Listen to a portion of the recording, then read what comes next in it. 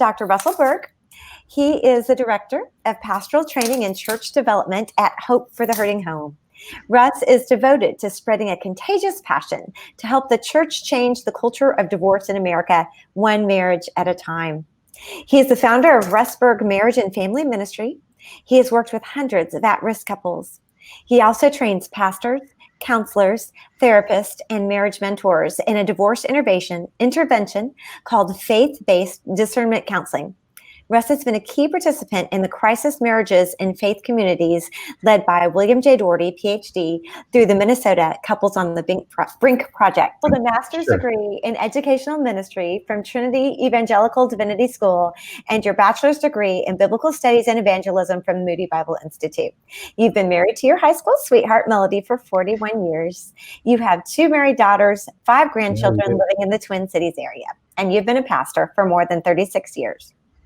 That sounds like a lot. Well, it sounds like you have a lot of experience and a lot of good things to share with us. So that's what is important, just your background, and that you are reliable and trustworthy and experienced. Oh, thank you. Thank you. I really enjoy being able to just partner.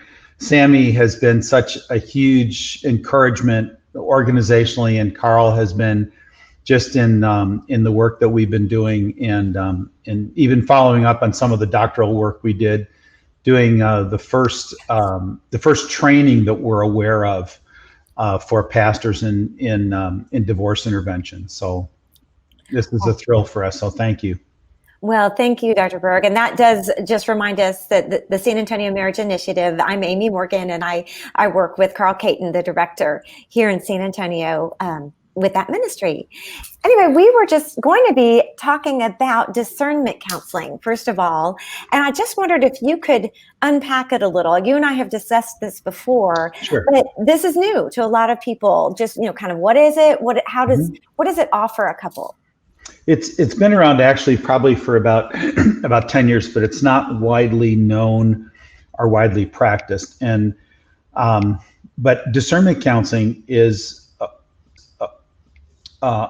newer in the sense that it's being utilized more by marriage mentors and therapists, but it's really an impartial, respectful, guided conversation with both spouses. And it's specifically designed to help couples where we have what we call a mixed agenda. One of them wants to stay married, they're a leaning in spouse, and one of them is not sure, or is leaning at the place where they don't think the marriage can continue. So this is specifically designed to help give the couple clarity about their current marital distress, what they've each contributed to it, and then to put in front of them the paths forward that they have as options.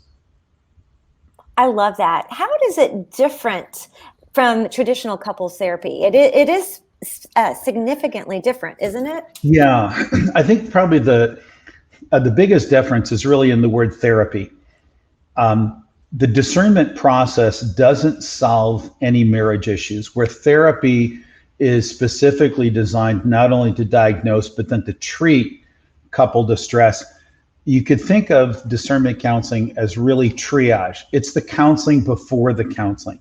It helps a couple answer one critical question. Before we make an irrevocable decision, are we absolutely sure that divorce is our best and our only option? It's also different from traditional couples therapy in that it's not non-directive. It's not sitting back and really letting the couple guide the conversation. And I don't mean that in a disrespectful way. It's just a lot of contemporary therapy is what we call values neutral. 65% of the licensed marriage family therapists in the United States say good marriage, good divorce. It's not my job. Any of those outcomes is good. It's not my job to help you stay married. Discernment counseling is impartial in that both spouses matter, regardless of whether they think they can stay married or not. We're not neutral about the value of trying to screen for divorce and decision. And if at all possible, we want to provide, at least out of dignity to the couple, before they make a decision, we want them to know that even at as late as being involved in the legal process and divorce, they still have the right to have all of their options in front of them. And so discernment counseling is one way in which people can do that.